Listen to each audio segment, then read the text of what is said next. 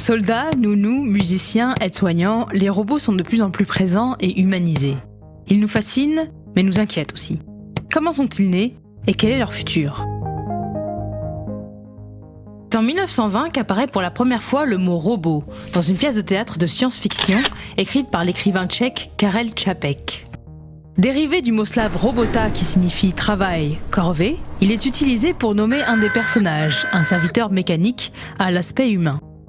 Rapidement, d'autres figures robotisées apparaissent. En 1927, les spectateurs découvrent le robot Maria dans le film de Fritz Lang, Metropolis. Avant de devenir des acteurs du monde réel, les robots sont donc en premier lieu des stars de la littérature, des arts graphiques et du cinéma, souvent plein d'humanité, de Robbie le robot à Wall-E, en passant par R2-D2. Ils sont aussi parfois des destructeurs et des ennemis du genre humain, comme les robots de la saga Terminator. Entre-temps, dans les années 50, mathématiciens et ingénieurs se sont intéressés au sujet, tel l'américain Joseph Engelberger, et une nouvelle science a vu le jour, la robotique. Le robot est désormais une machine qui bouge, commandée par un ordinateur. Elle se distingue des autres machines par une capacité propre à décider de son mouvement. Un drone n'est pas un robot dès lors que ses déplacements sont commandés par un humain, un robot ménager encore moins. Au fil des décennies, le robot a trouvé sa place dans de nombreux domaines d'application. Industrie, exploration spatiale et maritime, médecine, etc. Le premier robot du monde réel s'appelle Unimate. Il s'agit d'un robot industriel créé en 1961 par l'inventeur américain George Devol pour les chaînes d'assemblage de General Motors. En 1996, le robot part dans l'espace. Sojourner explore la planète Mars, force son sol et analyse les roches. Dans les années 2000, le Da Vinci, robot assistant du chirurgien, apparaît dans les blocs opératoires. Par la suite, des robots mobiles sont conçus pour intervenir dans des milieux hostiles comme Big Dog, un quadrupède porteur de charges lourdes testé par l'armée américaine en Afghanistan. On estime le nombre total de robots industriels dans le monde à environ 1,6 million. Alors que l'on produisait 69 000 robots par an en 1998, nous devrions aujourd'hui dépasser les 200 000 robots par an.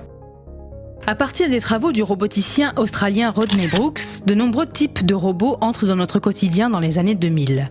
Certains imitent les animaux de compagnie, comme Aibo, le chien commercialisé entre 1999 et 2006. Il fait fureur au Japon, malgré son prix élevé. D'autres sont des humanoïdes, c'est-à-dire de forme humaine. C'est le cas d'Asimo, robot d'une grande habileté manuelle et doté de reconnaissance vocale et visuelle. Peu à peu, ces robots amis se perfectionnent, tel le robot peluche Paro, qui interagit émotionnellement avec les personnes âgées ou vient à l'aide des jeunes autistes ou des malades d'Alzheimer. Ou encore Nao, dont une version a été achetée par la ville d'Issy-les-Moulineaux pour ses maisons de retraite.